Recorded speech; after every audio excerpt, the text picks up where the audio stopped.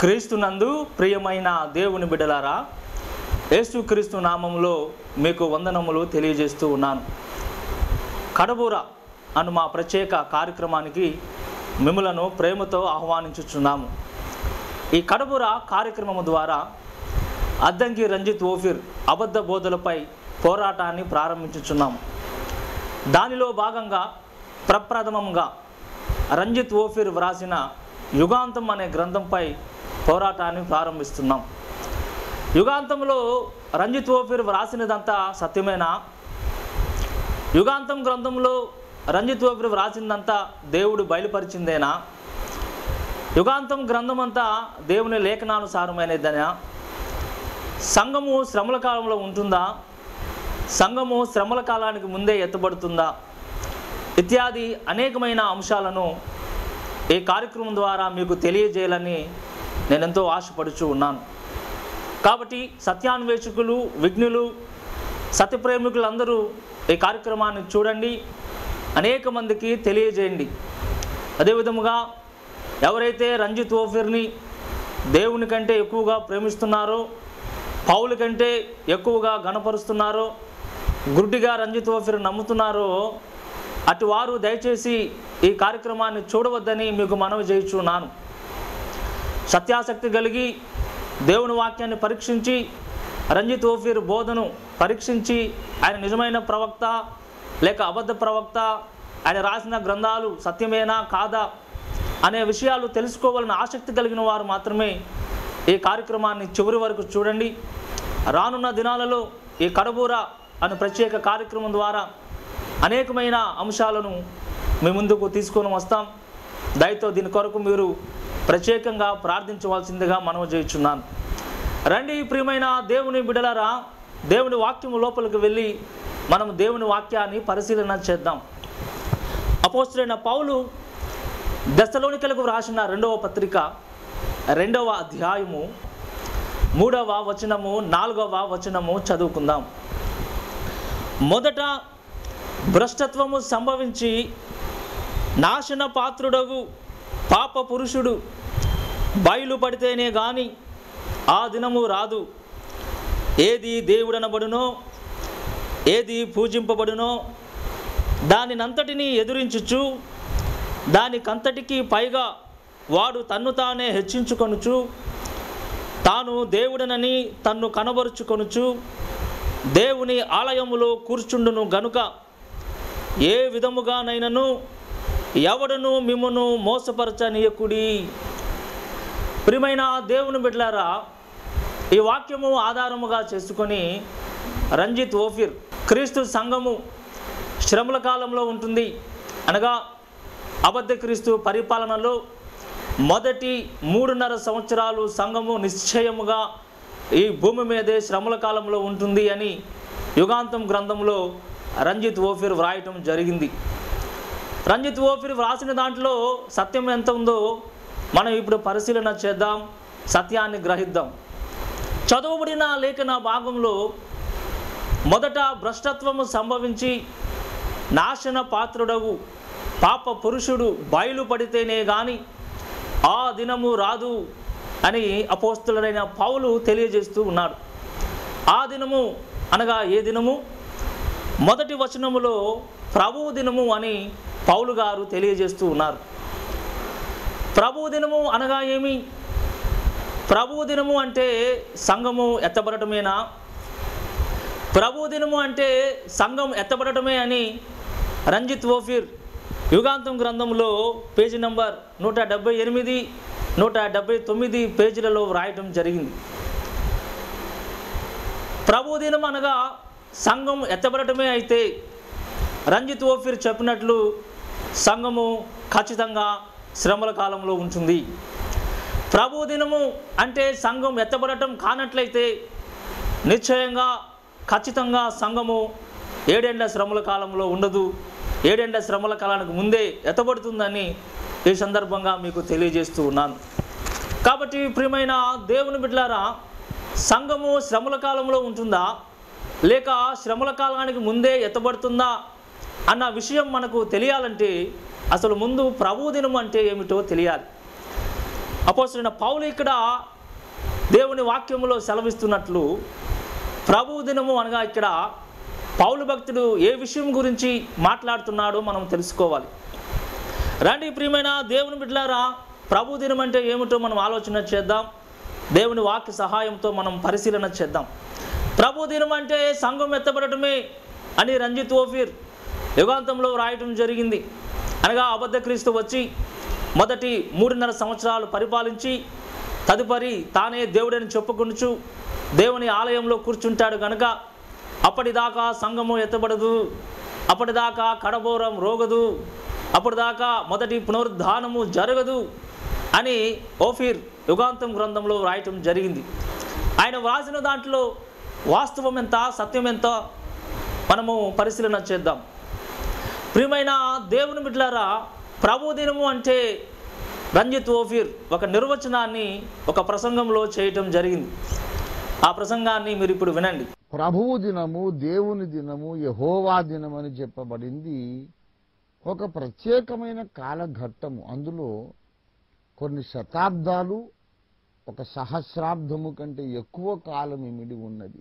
దేవుడు మానవుల వ్యవహారములలో డైరెక్ట్గా ప్రత్యక్షంగా జోక్యము చేసుకొని దుర్మార్గులను శిక్షించి తన సత్యమును స్థాపించి నీతి రాజ్యమును స్థాపించి 1000 సంవత్సరాల పాటు లోకమును పరిపాలించి తరువాత లోకమును అంతము చేసి ఇన్ని కార్యాలు చేయడానికి దేవుడు నిర్ణయించిన ఒక ప్రత్యేక కాలఘట్టము. అది ఎన్ని వందల సంవత్సరాలు మనకు తెలియదు. ప్రియమైన దేవుని బిడ్డలారా, ఏమని చెప్పాడు? ప్రభు దినం అనగా ఒక ప్రత్యేకమైన కాలఘట్టము. ప్రభు దినం అనగా కొన్ని వందల సంవత్సరాల కాల వ్యవధి కలిగిన ఒక ప్రత్యేకమైన కాలఘట్టము. ప్రభు దినము మహాదినము అనగా గర్విష్ఠులందరూ కాల్చబడే దినము అని ఓఫీర్ ఈ ప్రసంగంలో చెప్పటం మనం విన్నాం. అనగా ప్రభు దినం అనగా ఒక 24 గంటల దినము కాదు, కానీ ప్రభు దినం అంటే దాదాపు కొన్ని శతాబ్దాలు, కొన్ని వందల సంవత్సరాల కాల వ్యవధి కలిగిన ఒక ప్రత్యేకమైన కాలఘట్టము, పాపులందరినీ నశింపజేసే దినము అని రంజిత్ ఓఫీర్ చెప్పడం జరిగింది. ప్రియమైన దేవుని బిడ్డలారా, ప్రభు దినం అంటే సంఘం ఎత్తబడటమే అని యుగాంతం గ్రంథంలో రాశాడు. ప్రభు దినం అంటే అది ఒక 24 గంటల దినము కాదు, ఒక ప్రత్యేకమైన కాలఘట్టము అని ఈ ప్రసంగంలో చెప్పటం మనం విన్నాం. కానీ దేవుని వాక్యము తెలియజేస్తూ ఉంది. ప్రియమైన దేవుని బిడ్డలారా, సంఘం ఎత్తబడటం ప్రభు దినమే అయితే సంఘం ఎత్తబడటం అనే ప్రక్రియ కూడా కొన్ని వందల సంవత్సరాల పాటు జరుగుతుందా? ఆలోచన చేయండి విఘ్నులారా, సత్యాన్వేషకులారా. ప్రభు దినమే సంఘం ఎత్తబడటం అయితే ప్రభు దినము కొన్ని వందల సంవత్సరాల కాల వ్యవధి కలిగిన ప్రత్యేకమైన ఘట్టమని రంజిత్ ఓఫీర్ చెబుతున్నాడు. అదే ప్రభు దినము సంఘం ఎత్తబడటమే అయితే సంఘం ఎత్తబడే ప్రక్రియ అనేది కూడా సుదీర్ఘంగా జరుగుతుందా? సంఘం ఎత్తబడే ప్రక్రియ అనేది కొన్ని వందల సంవత్సరాల పాటు జరుగుతుందా? ఆలోచన చేయండి ప్రియమైన దేవుని బిడ్డలారా, సత్యాన్వేషకులారా. అపోస్తలుడైన పౌలు కొరింథీయులకు రాసిన మొదటి పత్రిక 15వ అధ్యాయము 51-52 వచనాలు మనము చదువుకుందాం. ఇదిగో మీకు ఒక మర్మము తెలుపుచున్నాను, మనమందరము నిద్రించము గాని నిమిషములో ఒక రెప్పపాటున కడబూరం రోగగానే మనమందరము మార్పు పొందుదుము.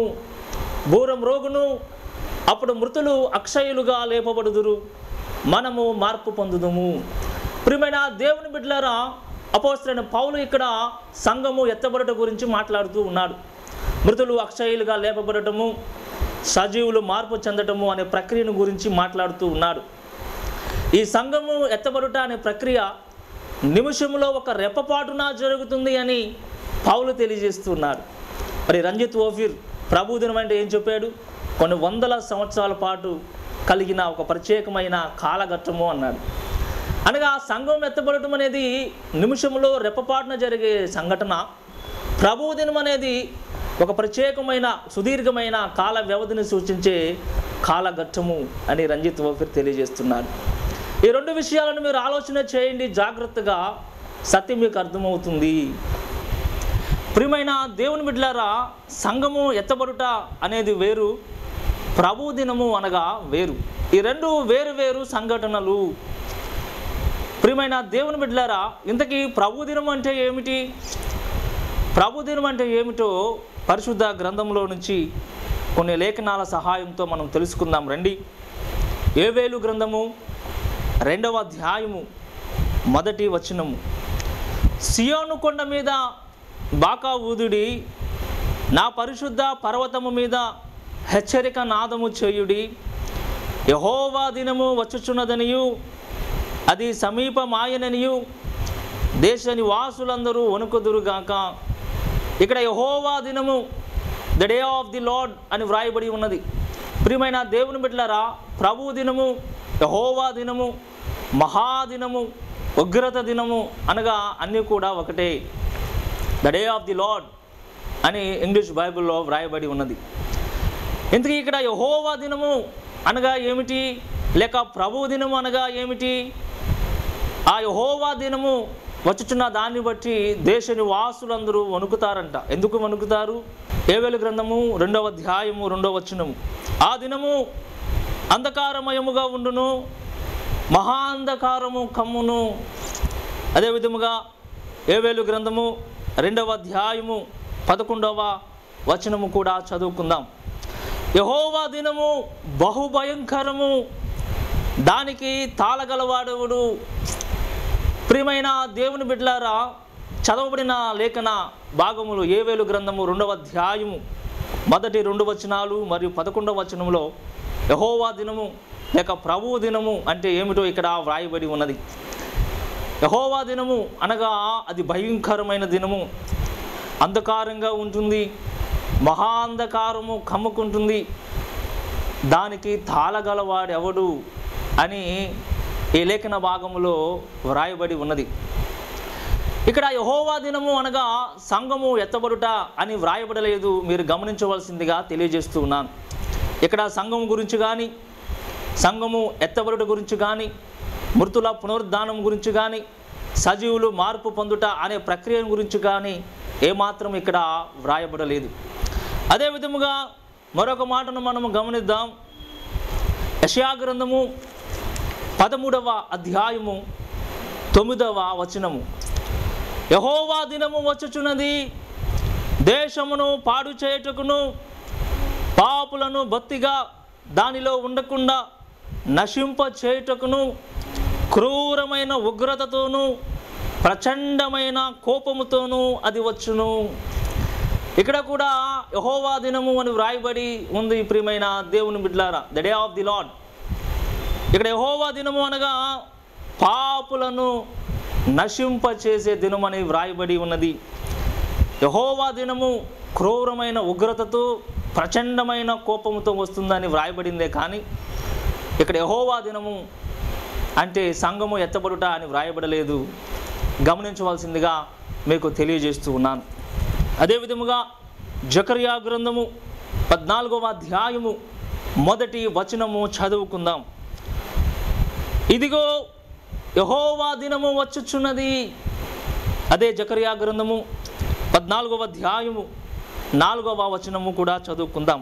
ఆ దినమున అంటే యెహోవా దినమున యెరూషలేము ఎదుట తూర్పు తట్టునున్న ఒలీవ కొండ మీద ఆయన పాదములు ఉంచగా, ఒలీవ కొండ తూర్పు తట్టునకును పడమటి తట్టునకును నడిమికి విడిపోయి, సగము కొండ ఉత్తరపు తట్టునకును సగము కొండ దక్షిణపు తట్టునకును జరుగును గనుక విశాలమైన లోయ ఒకటి ఏర్పడును.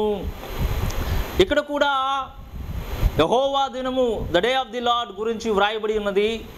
ఇక్కడ యెహోవా దినం అనగా యేసుక్రీస్తు 2వ రాకడలో ఒలీవ కొండ మీద అడుగుపెట్టే దినము గురించి ఇక్కడ వ్రాయబడి ఉంది.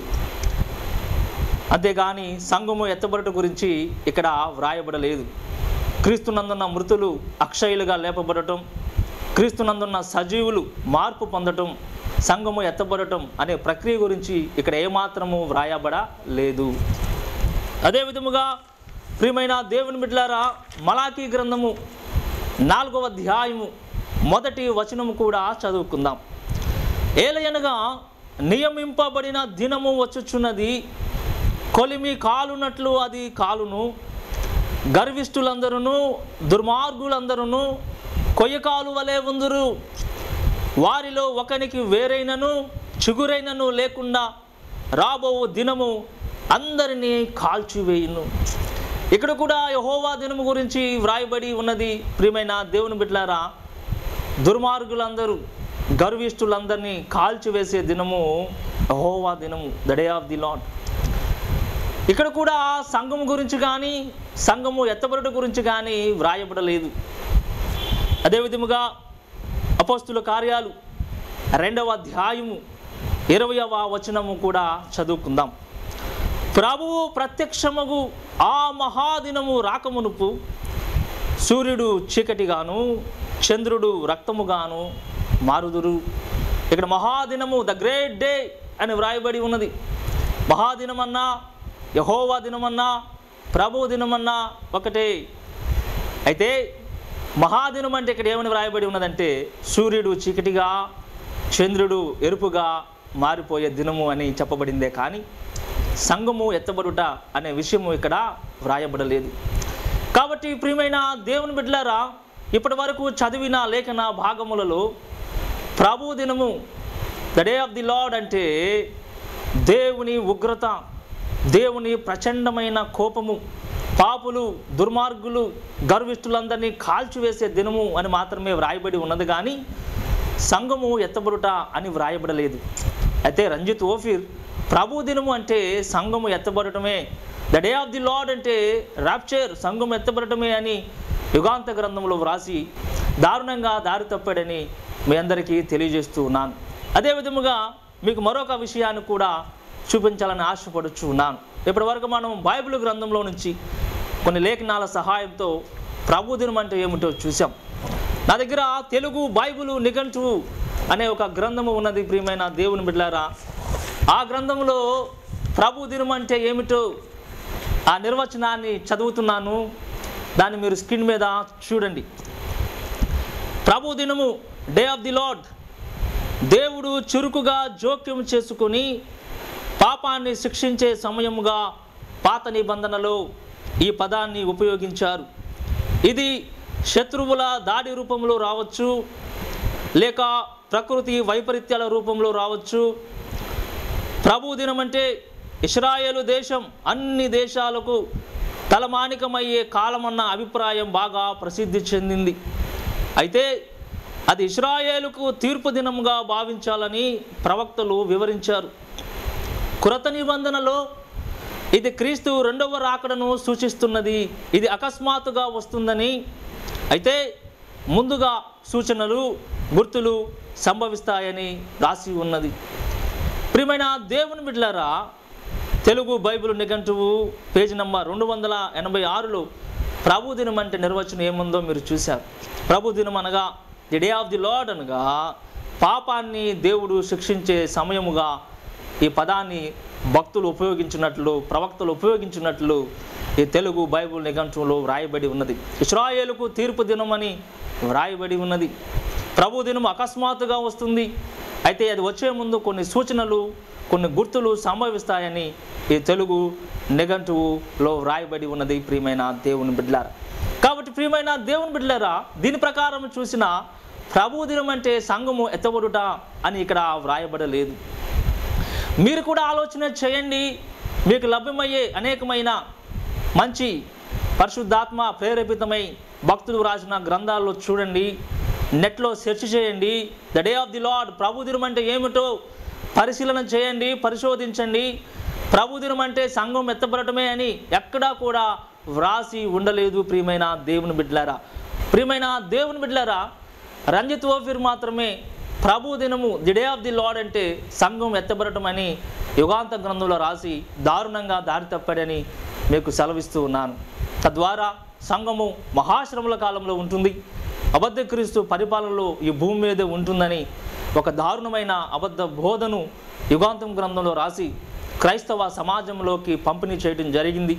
ఆ గ్రంథం చదివిన అనేక మంది మోసపోయారు. అలా మోసపోయిన వ్యక్తులలో నేను కూడా ఒకడిని. అయితే ప్రభు కృప వల్ల దేవుడు సత్యాన్ని నాకు తెలియజేయడం ద్వారా ఈ యొక్క విషయాన్ని నేను ఈ కడబూర అనే కార్యక్రమం ద్వారా మీకు తెలియజేస్తున్నాను. సత్యాన్ని మీరు కూడా పరిశీలన చేయండి.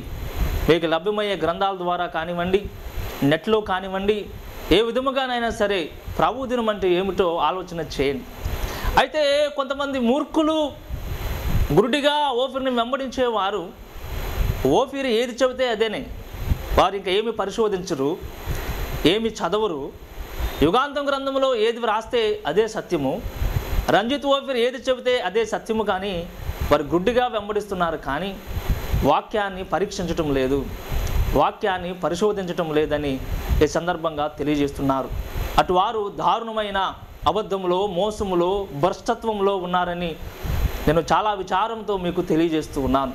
కానీ ఇప్పటికైనా అగాపేలో ఉన్న సత్యాన్వేషకులు, సత్య ప్రేమికులు, సత్యాన్ని మాత్రమే అంగీకరించేవారు, క్రీస్తును మాత్రమే తమ హృదయాల్లో రాజుగా ప్రతిష్ఠ చేసుకున్నవారు తప్పగా ఈ విషయాలు ఆలోచన చేస్తారని నేను ఆశిస్తూ ఉన్నాను. ప్రియమైన దేవుని బిడ్డలారా, మెట్టుకు సంఘము ఎత్తబడుట వేరు, ప్రభు దినము వేరు.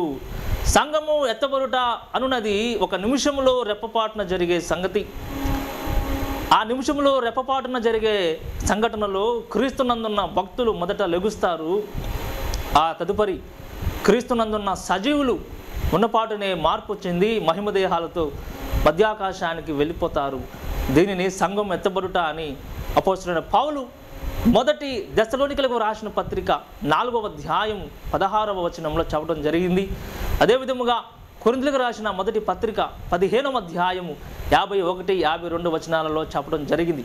అయితే అపోస్తలుడైన పౌలు 2వ దెస్సలోనికలకు రాసిన పత్రిక 2వ అధ్యాయము మొదటి 3 వచనాల్లో చెప్పింది సంఘము ఎత్తబడట గురించి కాదు. ఇక్కడే రంజిత్ ఓఫీర్ దారుణంగా దారి తప్పాడు. ప్రియమైన దేవుని బిడ్డలారా, ఇక్కడ పౌలు గారు చెబుతుంది సంఘము ఎత్తబడట గురించి కాదు. ఇక్కడ పౌలు గారు చెబుతుంది క్రీస్తు బహిరంగ రాకడ గురించి, అబద్ధ క్రీస్తు పరిపాలన గురించి, క్రీస్తు బహిరంగ రాకడలో అబద్ధ క్రీస్తును ఏ విధంగా నాశనం చేస్తాడో, పరిశుద్ధాత్మ దేవుడు ఈ భూమి మీద నుంచి ఏ విధంగా వెళ్ళిపోతాడో అనే విషయాలు మాత్రమే ఈ 2వ దెస్సలోనికలకు రాసిన పత్రిక 2వ అధ్యాయంలో చెప్పడం జరిగింది. కానీ ఇక్కడ సంఘము ఎత్తబడట గురించి పౌలు గారు చెప్పటం లేదని గ్రహించవలసిందిగా మీ అందరికీ తెలియజేస్తూ ఉన్నాను. ప్రియమైన దేవుని బిడ్డలరా, ఇక్కడ మరొక విషయాన్ని కూడా మీకు స్పష్టం చేయాలి. సంఘము ఎత్తబడుట వేరు, క్రీస్తు బహిరంగ రాకడ వేరు. సంఘము ఎత్తబడుట వేరు, ప్రభు దినం అనగా వేరు అని ఈ సందర్భంగా తెలియజేస్తూ ఉన్నాను. సంఘము ఎత్తబడుట, క్రీస్తు బహిరంగ రాకడకు మధ్యలో 7 సంవత్సరాల కాల వ్యవధి ఉంటుంది. సంఘము ఎట్టి పరిస్థితులలోనూ మహాశ్రమల కాలంలో ఉండదు. సంఘము ఎట్టి పరిస్థితులలోనూ అబద్ధ క్రీస్తు పరిపాలనలో ఈ భూమి మీద ఉండదు అని ఈ సందర్భంగా మీకు స్పష్టం చేయదలుచుకుంటున్నాను. ప్రియమైన దేవుని బిడ్డలారా, సంఘము ఎత్తబడుట అనేది imminent moment. It will happen at any moment. సంఘము ఎత్తబడుట అనేది ఎప్పుడైనా జరగవచ్చు. అది నిమిషంలో రెప్పపాటున జరిగే సంగతి. అది ఒక మర్మము అని పౌలు భక్తుడు తెలియజేస్తూ ఉన్నాడు. ప్రియమైన దేవుని బిడ్డలారా, సంఘము ఎత్తబడే ముందు ఎటువంటి సూచనలు, ఎటువంటి గుర్తులు మనకి కనబడవు. ఎందుకంటే అది ఇమ్మినెంట్ మూమెంట్, అది ఎప్పుడైనా జరగవచ్చు. కాబట్టి మీరు పరిశుద్ధంగా మీ రక్షణను కాపాడుకుంటూ, మీ విశ్వాసాన్ని కాపాడుకుంటూ విశ్వాసంలో కొనసాగమని అపోస్తలుడైన పౌలు మనకి తన లేఖల ద్వారా తెలియజేస్తూ ఉన్నాడు. కానీ ఇక్కడ రంజిత్ ఓఫీర్ మరియు అగాపే సంఘాలన్నీ కూడా వారి గమనాన్ని అంతా కూడా అబద్ధ క్రీస్తు మీద కేంద్రీకరించారు. అనగా వారు ఎవరి కోసం ఎదురు చూస్తున్నారంటే అబద్ధ క్రీస్తు ప్రత్యక్షమయ్యే దినం కొరకు, అబద్ధ క్రీస్తు యెరూషలేము దేవాలయంలో ఎప్పుడు కూర్చుంటాడా అని ఎదురు చూస్తూ ఉన్నారు. ఎందుకంటే అబద్ధ క్రీస్తు యెరూషలేము దేవాలయంలో తానే దేవుడని చెప్పుకునే వరకు సంఘము ఎత్తబడదు అని రంజిత్ ఓఫీర్ యుగాంతంలో రాశాడు కదా. కాబట్టి ఇప్పుడు అగాపే సంఘాలు, నాయకులు, విశ్వాసులు అందరూ రంజిత్ ఓఫీర్ కూడా యాంటీ క్రైస్ట్ కొరకు ఎదురు చూస్తూ ఉన్నారు. కానీ పరిశుద్ధ గ్రంథము తెలియజేస్తుంది విశ్వాసులు అబద్ధ క్రీస్తు కొరకు ఎదురు చూడటం కాదు. విశ్వాసులు యేసు క్రీస్తు ప్రత్యక్షమయ్యే దినము కొరకు, ఆయన మధ్యాకాశానికి వచ్చే దినము కొరకు ఎదురు చూడమని అనేకమైన లేఖనాలు తెలియజేస్తూ ఉన్నాయి. కానీ అబద్ధ క్రీస్తు కొరకు ఎదురు చూడమని ఒక్క లేఖనం కూడా చెప్పడం లేదు. అపోస్తలుడైన పౌలు గారు కూడా క్రీస్తు మధ్యాకాశానికి ప్రత్యక్షమయ్యే దినము కొరకు, క్రీస్తు ప్రత్యక్షత కొరకు ఎదురు చూడమన్నాడు. కానీ అబద్ధ క్రీస్తు కొరకు ఎదురు చూడమని ఒక్క లేఖనంలో కూడా పౌలు గారు తెలియజేయలేదు. ఇక్కడ ఓఫీర్ గారైతే అబద్ధ క్రీస్తు వచ్చి యెరూషలేము దేవాలయంలో తానే దేవుడని చెప్పుకునేంత వరకు సంఘము ఎత్తబడదు అని దారుణంగా దారి తప్పానని మీ అందరికీ తెలియజేస్తూ ఉన్నాను. కాబట్టి ప్రియమైన దేవుని బిడ్డలారా, సత్యాన్వేషకులారా, విఘ్నులారా, ఆలోచన చేయండి. సంఘము ఎత్తబడుట అనేది వేరు, క్రీస్తు బహిరంగ రాకడ వేరు. ప్రభు దినం అనేది క్రీస్తు బహిరంగ రాకడకు సంబంధించింది. సంఘము ఎత్తబడుట అనేది యేసుక్రీస్తు పరలోకం నుండి మధ్యాకాశానికి దిగువచ్చినప్పుడు జరిగే సంగతిని ఈ సందర్భంగా తెలియజేస్తూ ఉన్నాను. కాబట్టి ప్రియమైన దేవుని బిడ్డలారా, సంఘము ఎట్టి పరిస్థితుల్లోనూ మహాశ్రమల కాలంలో ఉండదు. అయితే రంజిత్ ఓఫీర్ ఈ తరంలో అబద్ధ ప్రవక్త, క్రీస్తు విరోధి ప్రతినిధిగా మిమ్మల్ని అందరినీ దారుణంగా మోసం చేస్తూ తన కుటిలమైన మోసపూరితమైన దుర్బోధల చేత మిమ్మల్ని మోసం చేసి మిమ్మల్ని అందరినీ అబద్ధ క్రీస్తుకు అప్పచెప్పి 666 ముద్ర వేయించి తద్వారా మహాశ్రమల కాలంలోకి మిమ్మల్ని తీసుకెళ్ళి తుదకు నిత్య నాశనానికి తీసుకువెళ్ళటానికి రంజిత్ ఓఫీర్ ప్రయాసపడుతున్నాడు. ఆ విషయాలు ఆయనకు కూడా కొన్నిసార్లు తెలియదు. కారణం అతని మనోనేత్రాలు మూసుకుపోయినాయని ఈ సందర్భంగా తెలియజేస్తున్నాను. కారణము దేవుని కంటే తను తాను హెచ్చించుకుంటున్నాడు, పౌలు కంటే కూడా హెచ్చించుకుంటున్నాడు. నేనే ప్రవక్తను, నేనే అపోస్తులను, నేనే ఈ చివరి ప్రవక్తనని గర్వంతో ఉప్పొంగుచున్నాడు. నాకు తెలిసి అన్నీ, నాకు తెలియదంటూ ఏమీ లేదు, నాకు ఎవరు బోధించక్కర్లేదు, నాకు బోధించేవాడు ఎవరు పుట్టలేదు, నన్ను ప్రశ్నించకూడదు, భ్రష్టత్వంలోకి వెళ్ళిపోతారు అని క్రీస్తు విరోధి ఏ విధంగా అయితే మాట్లాడతాడో అదే యాంటీ క్రైస్ట్ స్పిరిట్ అనేది రంజిత్ ఓఫీర్లో పనిచేస్తుంది. తద్వారా అగాపెలో ఉన్న సేవకులు, విశ్వాసులు అందరిలో కూడా ఆ యాంటీ క్రైస్ట్ స్పిరిట్ అనేది పనిచేస్తూ ఉన్నది. కాబట్టి వారు ఏ విధముగా మోసపోతున్నారో వారికి అర్థం కాని పరిస్థితి.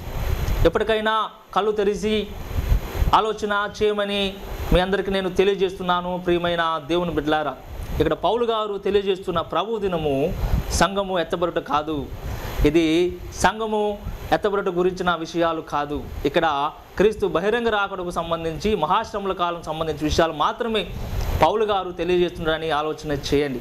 ఈ ప్రభు దినానికి లేక క్రీస్తు బహిరంగ రాకడికి అనేకమైన సూచనలు, గుర్తులు ఉన్నాయి.